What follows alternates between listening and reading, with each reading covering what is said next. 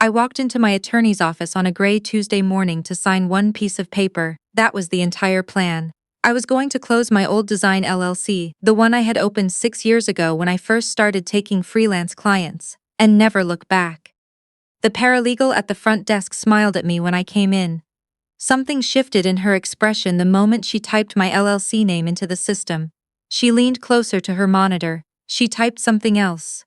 Then she looked at me, looked back at the screen and took off her reading glasses. "Mrs. Abigail," she said carefully, "before we proceed with the dissolution, are you aware there's a certified escrow hold on this account? A disbursement notification from a company called Nexus Technologies. The amount listed is $22,400,000. I laughed. It came out wrong. A sharp, confused sound. I told her she must have the wrong account. I told her my LLC hadn't processed a single invoice in 4 years. I told her I was 31 years old, living alone in a rented studio apartment with 3 boxes of things I hadn't bothered to unpack yet, and that there was absolutely no version of reality where $22 million was connected to my name. She did not laugh back. She picked up her desk phone and called the managing partner. "Before I go any further, if you've ever built something with everything you had, only to be told it was worthless by the exact person who was supposed to believe in you most, hit like and drop a comment below. I want to know where you're watching from, because this story is for you. My name is Abigail, and I need to tell you what happened in the weeks before that Tuesday morning, because the money is only the end of the story. The beginning is the part that still keeps me up some nights, not because I'm sad anymore, but because I still cannot fully believe how completely I trusted the wrong people. I had been married to my husband Craig for 5 years. We met in our late 20s through mutual friends at one of those rooftop parties in Nashville, where everyone is beautiful and ambitious and secretly running on empty. Craig was charming in the way that certain men are charming, the kind that makes you feel like the most interesting person in the room, right up until the moment you realize it's a performance. I didn't see that for a long time. I was too busy being grateful. I'm a product designer. I've been doing UX and interface work since I was 19, teaching myself in a college dorm on a second-hand laptop. By the time I married Craig, I had built a real career, corporate clients, agency contracts, a few tech startups. But the project I was most proud of was something I started in my home studio, a comprehensive adaptive interface system I called FlowState. It was designed for people with limited motor function, tremors, cerebral palsy, spinal cord injuries, to navigate digital devices without friction, keyboards that learned your error patterns, touch targets that adjusted themselves in real time, a system that didn't make you feel broken just because your hands worked differently than most.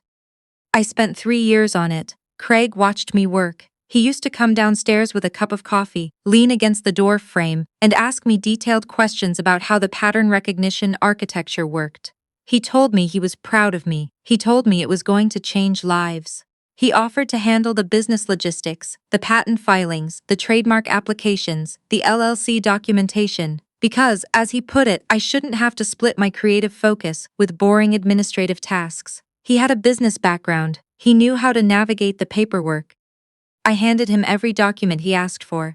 I signed where he told me to sign. I trusted him completely, the way you trust the person you sleep beside every night. When I launched FlowState, the market response was nearly non-existent. A few kind reviews in small accessibility tech blogs, no significant licensing inquiries, no investor interest. Craig was gentle about it afterward, rubbing my back, telling me the market was oversaturated, telling me I had built something beautiful that the industry just wasn't ready for yet. He suggested I take a break from independent work, return to agency contracts, and stop putting more of myself into a project that clearly wasn't landing. I believed him. That is the part that hollows me out when I think about it now. My mother agreed with him. She had never been enthusiastic about my freelance path. In her mind, stability meant a salary and benefits, not invoices and quarterly estimated taxes. When FlowState didn't catch fire, she began echoing Craig's framing, quietly at first, then more plainly. She told me I had genuine talent but not business instincts. She told me Craig was the steady one, the reliable one, and that I was lucky to have someone grounded beside me. I believed her too. I leaned into that narrative for 2 more years while I took agency work I didn't care about, and stopped working on anything that felt like mine. The day I found out, I came home early from a client meeting because I had a migraine building behind my left eye. My best friend Tamara's car was in the driveway. I had known Tamara for 11 years. She had been the maid of honor at my wedding. She used to call me her person. I will not describe in detail what I walked into. I don't want to give those images more space in my memory than they've already claimed. What I'll say is that by the time Craig and Tamara came downstairs, I was sitting on the edge of the bed with a stillness that scared me more than screaming would have. Craig didn't apologize. He said he had been unhappy for a long time. He said I was consumed by work that led nowhere, that I was emotionally unavailable, that Tamara understood him in ways I couldn't be bothered to. He used the word consumed like it was a character flaw, as though the hours I had spent building FlowState were something I owed him an apology for. My mother arrived within the hour. She sat at our kitchen table and told me to be practical. She reminded me that Craig's income had carried us through the lean months. She said Tamara was human, that people made mistakes, and that I needed to think carefully about what I was willing to lose before making permanent decisions. I looked at my mother and understood for the first time with absolute clarity that she had already chosen a side. It was not mine. Craig's attorney had divorce paperwork ready the following morning. I sat at that same kitchen table and read through a settlement that offered me $15,000, waived my claim to the house, and buried inside a subsection, language I nearly skimmed past, classified all intellectual property developed during the marriage as subject to prior arrangements. The phrasing was deliberately vague. I would later understand exactly why. I signed it. I want to be honest about that. I signed it because I was so gutted by the previous 36 hours that I would have signed almost anything to sever the connection. I wanted to be free of them more than I wanted to be careful. I took one box of things that mattered, my external hard drives, my sketchbooks, a photograph of my grandmother. Craig told me, almost pleasantly, that he had checked my freelance account and there was $340 in it. He said that was mine to keep. He smiled when he said it. That smile is what I see most clearly even now. So there I was, 6 days later, sitting across from Mr. Osei, the managing partner of my attorney's office, who had my LLC records on his screen, and the expression of someone who had trained himself never to show surprise. He told me the situation with the careful precision of a man trying not to knock something fragile off a shelf. 2 months prior, his office had received a certified letter from the legal department of Nexus Technologies, a major hardware and software company based in Austin. The letter referenced my LLC and a product design registered under my name as sole inventor, FlowState Adaptive Interface System patent number filed 6 years ago. Nexus Technologies had been acquiring a smaller firm called BridgePath Solutions. During due diligence, their IP team discovered that BridgePath's flagship assistive technology product, which had been generating substantial licensing revenue for 3 years, was built on a foundation that did not legally belong to BridgePath.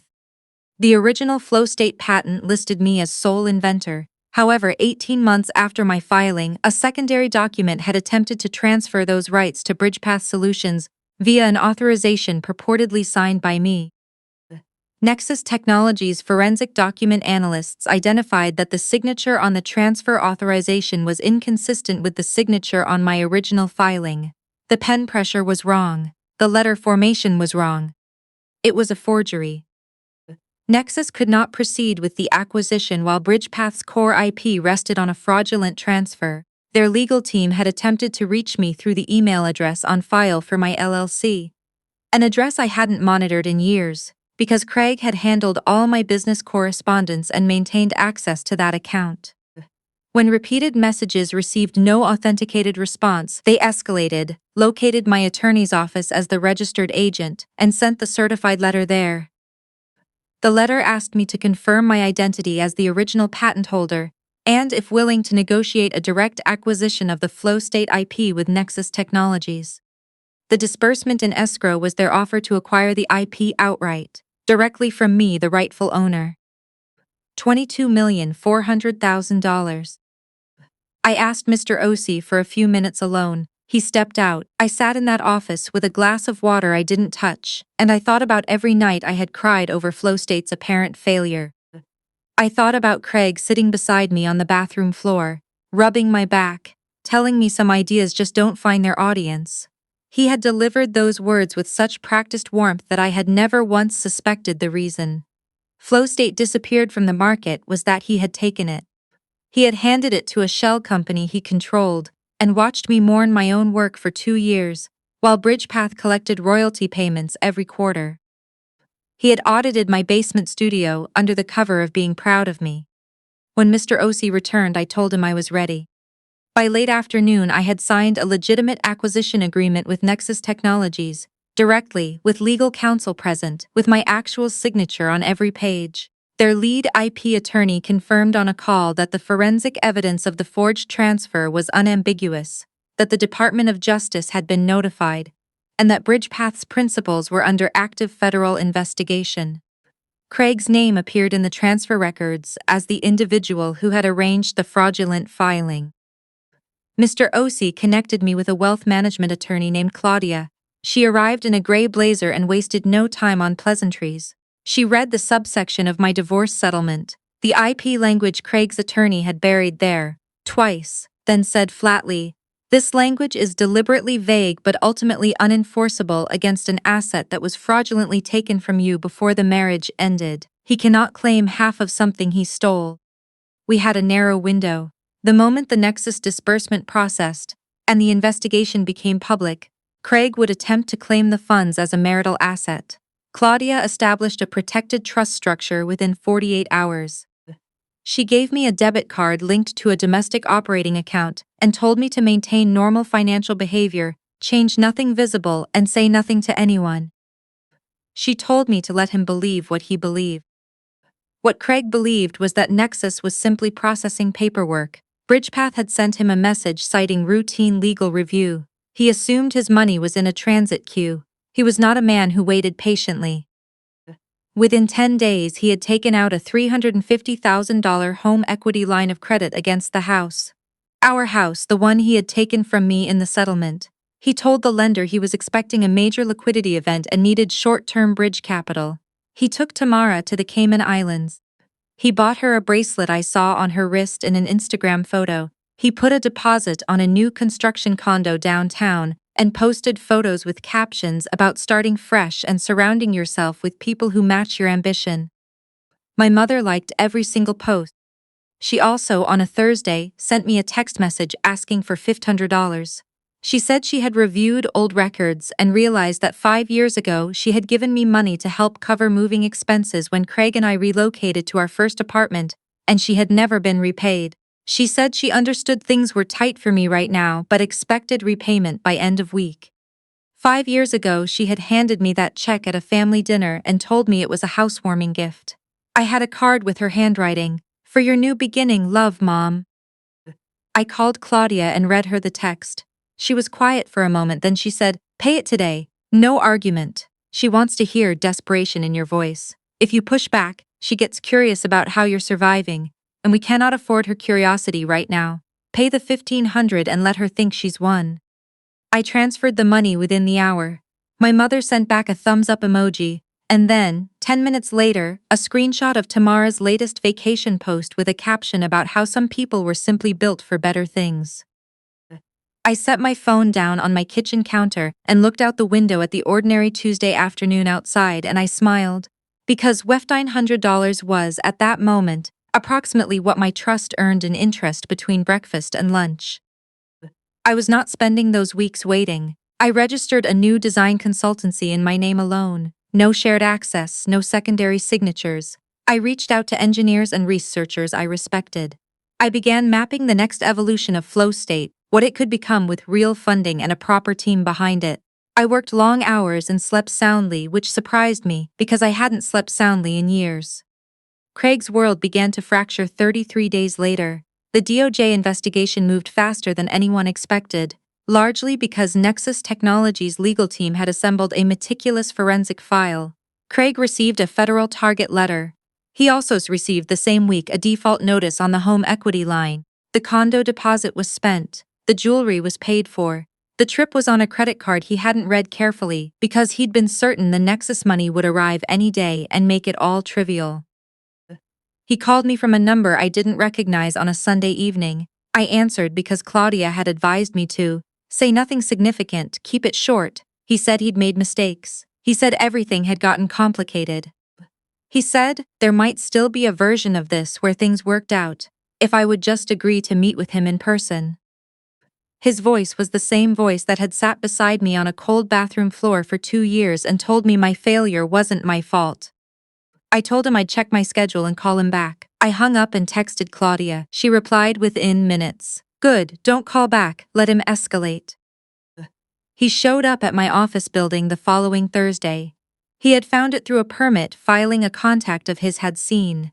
He was wearing a suit that needed pressing, and he was carrying a leather portfolio that probably cost more than my first month's rent in the studio apartment. He started talking the moment I stepped off the elevator. He said Tamara meant nothing. He said he had been manipulated. He said the Bridgepath situation was complicated, and he'd always intended to bring me in once the company found its footing. He opened the portfolio and showed me what he called a settlement offer. $40,000, he said, and a clean break. He presented this as generosity. The waiver buried in Section 4 of that document would have transferred all rights to the FlowState IP back to Bridgepath, voided the Nexus acquisition agreement, and left me with $40,000 and no legal standing to recover anything. He genuinely believed I didn't know what was in Section 4. He genuinely believed I was still the woman who had signed divorce papers at a kitchen table without reading them carefully enough. I reached into my bag and handed him an envelope. He took it automatically. He opened it. He read the first page. Civil complaint filed that morning in federal district court. IP theft, wire fraud, unjust enrichment across 3 years of royalty payments Bridgepath had received on technology built from my stolen design, fraudulent inducement. The IP language in our divorce settlement had been inserted with knowledge that the asset carried significant monetary value. I told him the DOJ had received the forensic document file 30 days ago. I told him his counsel would receive the federal investigation disclosure by end of business that day if they hadn't already. He sat down on the bench in the lobby, not gracefully, the way a person sits when their legs stop cooperating. He said he could explain. He said he had always loved me. He reached out and grabbed my wrist, not violently but with the grip of a man who has run out of every other option and is trying the last one. I looked at his hand on my wrist. I told him very calmly that the lobby had cameras, that I had legal counsel on retainer, and that he needed to let go. He let go. I went back upstairs. I opened my email, 17 unread messages about the new consultancy, client inquiries, a partnership interest from a disability advocacy nonprofit, a note from an engineer in Portland who wanted to talk about joining the team. 11 weeks after that Thursday afternoon, Craig entered a guilty plea to federal wire fraud and criminal patent fraud. His attorney had apparently reviewed the forensic evidence and concluded that trial was not in his client's interest. He received 8 years in a federal facility. Bridgepath Solutions was dissolved. Court-ordered disgorgement of 3 years of royalties, after legal costs contributed to a restitution judgment in my favor. Tamara moved out of Craig's house the week the guilty plea made the news. My mother stopped posting on social media for a month. When she started again, she never mentioned Craig or Tamara, as if that chapter had simply been edited from the record. In February, 9 months after that Tuesday at Mr. Osie's office, my mother and Tamara arrived at my building lobby together. I got the call from the front desk and I rode the elevator down, because I had decided months earlier exactly what I would say if this day came. They both looked smaller than I remembered. Not physically, something else, the way a room feels different when the performance inside it stops. My mother led with the word practical, which is the word she uses when she wants someone else to absorb a cost for her.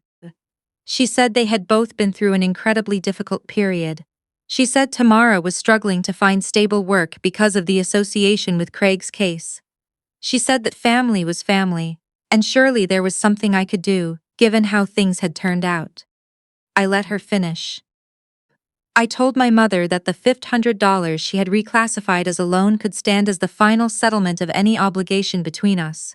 I told Tamara I wished her no harm and nothing else. I told them both that I had spent years mistaking their judgment for wisdom and their company for love, and that I had stopped making that mistake.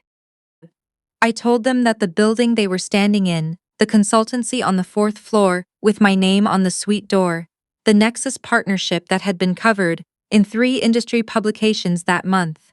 That was what the work they dismissed had become. That was what my consumed years in the basement had actually built. The work they called a waste. The work Craig had watched over my shoulder and quietly stolen, because he understood its value far better than he ever admitted to me.